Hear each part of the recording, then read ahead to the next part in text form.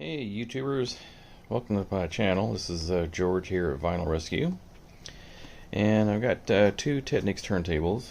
One I recently sold, which is the Technics SL-B2. Owner brought it back along with a Technics SL-J2, which is a linear tracking turntable. Brought the SL-B2, came back having issues with the pitch control. When I had serviced and restored this turntable, I had cleaned the pots and the pitch wheel, but apparently it was still having issues afterwards. I almost had an issue before he sold it, but I was able to go run this back and forth and it was okay. But apparently it kept running away, speeding up, slowing down. And so I'll pop up some pictures of what I did. I went in, took it apart, took the pitch wheel out, took it all apart, and as you'll see in the pictures, it's a two-piece in there. It's metal connectors on like a carbon wheel inside, and that's how it gets its adjustment. I don't know all these specifics on how it works, but you know, you adjust the pitch wheel and that's how you get your speed. So, and you'll see the Q-tips that I cleaned all the contacts in there on the wheel, little fork contacts, you'll see them in the pictures. Got those all clean. And there was one capacitor, it was a 220 UF 16 volt, changed it out. After I got all put back together, it was working great. Pop up a little video for that. And then I played like, I think about four albums on it yesterday afternoon, in the evening, and it's perfect. No stuttering, no going back and forth. I had seen a video a few weeks back. Some guy had torn apart the pitch wheel inside, just tore it all apart and cleaned it. So I was like, okay, it doesn't look too awful bad. So got this one back in commission. It's SL-J2. He recently acquired this. This has a Stanton 727E cart, which when I looked it up, is an elliptical stylus. Really nice cart. Played it last night after I got it all cleaned up and everything and got the ground fixed. It has 32 dBs of channel separation. Sounded really great. Good responsive cart. But one of the things he brought us was he bought a new ground cord for it, and this was the end that was supposed to go in the back, and it didn't fit too well. It wouldn't even go in because of this plastic sheath on the outside. Really hard, and it just didn't fit.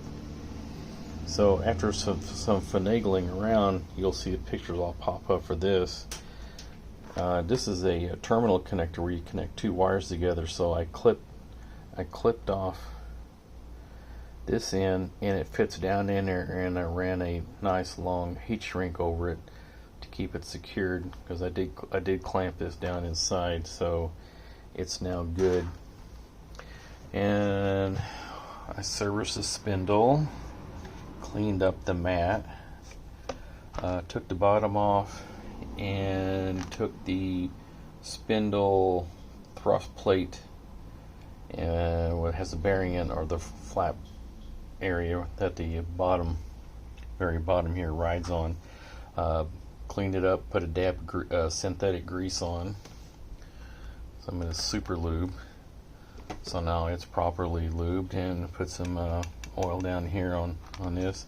Got it all cleaned up, cleaned the inside, and polished up the dust cover with some Novus 2.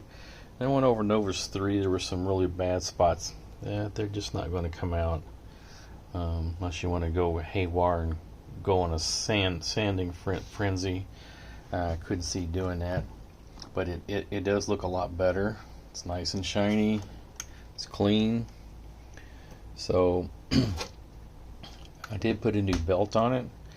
The belt that came with it, I'll pop up the picture for it. It was oblong, which means they've been sitting in there for too long. The elect seemed to be not too bad a condition, but when it's got the oblong shape that you'll see it in there, I decided to go ahead and change it. I had one that I had on my SL-5 that I had been working on that I put off to the side for later. So I took it off. It's the exact same part number for this as the SL-5. They're probably all pretty much the same. And so other than that, I didn't take a chance to record everything yesterday when I was working on this, but I would just highlight what I did do to it. So it's all nice and clean, and now I can get these back to the owner, and we'll go from there. So, and I did play this a couple of times last night. It does sound really good. You can put a clamp on here, but this works, but when the arm comes all the way over, it will stop, and it'll actually make it skip. It'll hit it because of the lip. I played this, which is my Mitchell I bought from my Riga. A low profile one like this works perfectly on this turntable, so you can actually use a nice clamp on here. Weight, it had to be a very flat weight, something that won't hit on here. So other than that, this thing worked great. I did take when I had the dust cover off, all the grease on the rails and everything was fine, so I did not touch that. I did clean the wheels for the motor and the spin on the pulley for the spider gear. I put a little bit more